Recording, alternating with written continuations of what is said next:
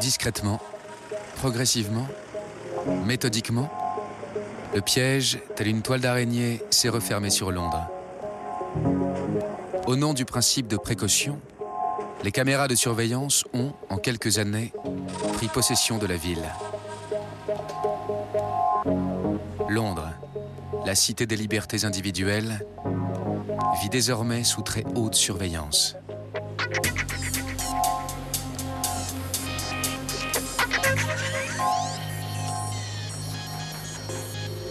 Par crainte, par paranoïa, par docilité ou par indifférence, les Britanniques, dans un flegme très british, s'émeuvent étonnamment peu de cette évolution vers le tout sécuritaire. Et pourtant, 4 millions de caméras quadrillent leur ville, soit une pour 14 habitants. Londres bat ainsi tous les records. Elle est aujourd'hui la ville la plus surveillée du monde. Pas un déplacement, pas un mouvement ne peut échapper à la vigilance électronique. Dans les rues, les bâtiments, les transports, un Londonien peut être filmé plus de 300 fois par jour.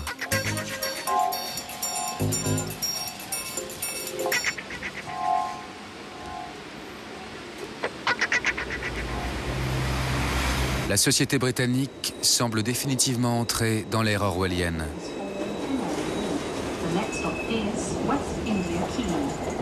Derrière cette allure de gentil Tintin reporter se cache l'un des journalistes les plus redoutés des services de renseignement de la planète. Duncan Campbell est le plus grand spécialiste des questions de surveillance. Le monde du renseignement redoute le moindre de ses articles. Depuis le 11 septembre, j'ai une autre activité. Je travaille en matière d'électronique et d'informatique pour les tribunaux, en expertisant les données de disques durs saisies par la police.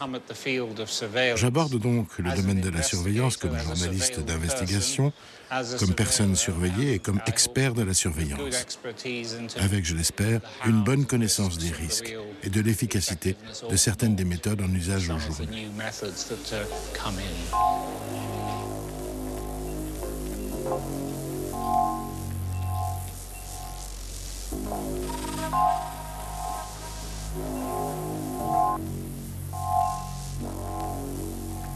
Comment en douter quand on sait que c'est lui, Duncan Campbell, qui a révélé l'existence du réseau Echelon, le plus important réseau américain d'espionnage mondial des télécommunications. Dans une gare comme celle-ci, le nombre d'outils de surveillance est phénoménal. Leur pouvoir aussi. Ils épient à chaque seconde, chaque mouvement de toute personne. Dans un lieu où transitent beaucoup de voyageurs, ce type d'opération est clairement utilisé pour des raisons de sécurité.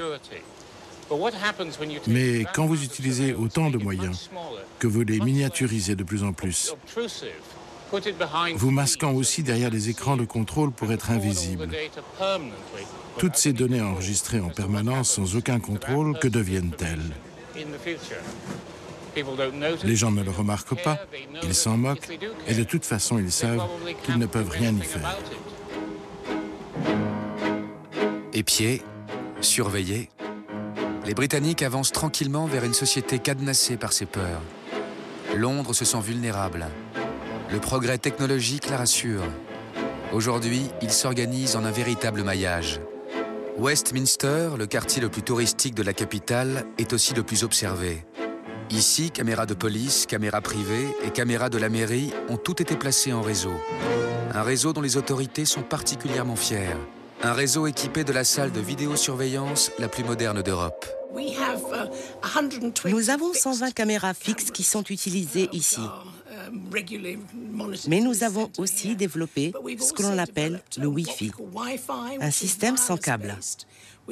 Nous avons en ce moment 40 de ces caméras en place dans le quartier de Soho et ses HLM. Ces caméras sont faciles à installer. Nous n'avons pas à creuser de grosses tranchées dans le sol pour faire passer les câbles. Nous pouvons par exemple les fixer à un lampadaire et elles sont directement alimentées par l'électricité de ce lampadaire.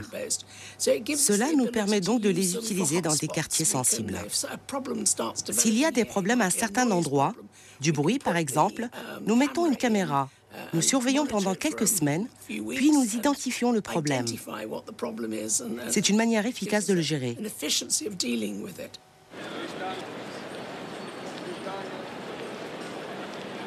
Toutes installées au nom de la sécurité de ses habitants, ces caméras servent aussi, histoire de financer les installations, à verbaliser les automobilistes londoniens.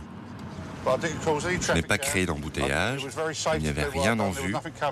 J'ai tourné là, à droite, je l'ai fait pendant des années sans avoir de problème. Et d'un seul coup, ils installent une caméra sans prévenir, et j'ai eu 2 amendes. Maintenant, vous ne pouvez plus aller nulle part en voiture ou à pied sans être suivi. Même dans les ruelles, on est suivi de partout. C'est bien pour la sécurité publique, mais est-ce qu'ils l'utilisent vraiment pour les bonnes raisons? Sur la droite, là, juste devant, c'est la caméra qui utilise les ANPR. Vous l'avez vue? Elle est là. En voilà une autre sur la chicane. Les ANPR sont des lecteurs automatiques de plaques d'immatriculation. Ce sont des petits ordinateurs électroniques reliés à la caméra, utilisés pour analyser l'image, prendre la plaque d'immatriculation et la transformer en information numérique, qui est ensuite transférée pour identifier le déplacement des véhicules.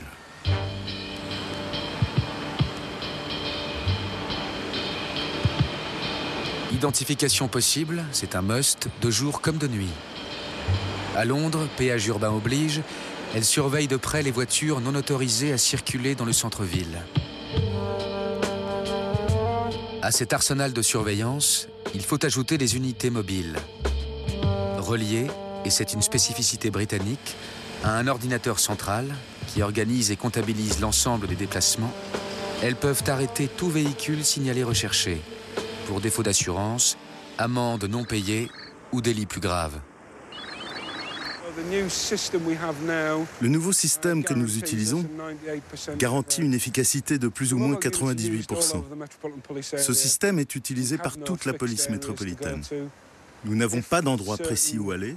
Si certaines divisions ont des problèmes et qu'elles ont besoin d'aide, elles nous appellent en demandant notre soutien. Mais cette technologie peut s'appliquer dans d'autres domaines. Le traçage des déplacements des voitures permet de dresser le profil marketing de leurs propriétaires. Des banques, des usines, des hôtels et des supermarchés s'y sont déjà intéressés. Elle est actuellement mise en place sur tout le réseau autoroutier. Le système permettra ainsi de créer une immense banque de données des déplacements motorisés. Ici, tout est enregistré, conservé, utilisé. Une fois qu'une copie est réalisée, elle n'est pas détruite. Elle est stockée par la police. Très bien, bye bye. Le système de caméras de surveillance est largement accepté par la population à Westminster. Nous faisons très attention à l'utiliser de manière responsable. Par exemple, nous avons des effets spéciaux sur les caméras. Si l'on filme la fenêtre d'une chambre ou d'une salle de bain chez quelqu'un, les opérateurs ne peuvent pas voir à l'intérieur grâce à l'utilisation de pixels à l'écran. Nous avons fait de gros efforts pour être sûrs que les droits de l'homme sont respectés. Il y a donc une grande adhésion à ce système et les gens veulent avoir des caméras dans leur quartier.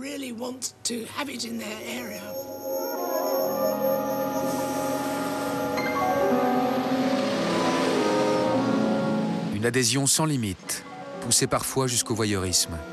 À Londres, Spymaster, le plus grand magasin d'espionnage domestique d'Europe, a pignon sur rue. Nous avons des caméras miniatures. Regardez comme la lentille est petite. Ça a l'air d'une tête d'épingle. Vous n'avez qu'à faire un tout petit trou dans l'objet et vous pouvez cacher la caméra assez facilement. Elle restitue l'image et le son. Juste pour vous donner une idée, nous cachons les caméras dans des paquets de cigarettes, et des téléphones portables.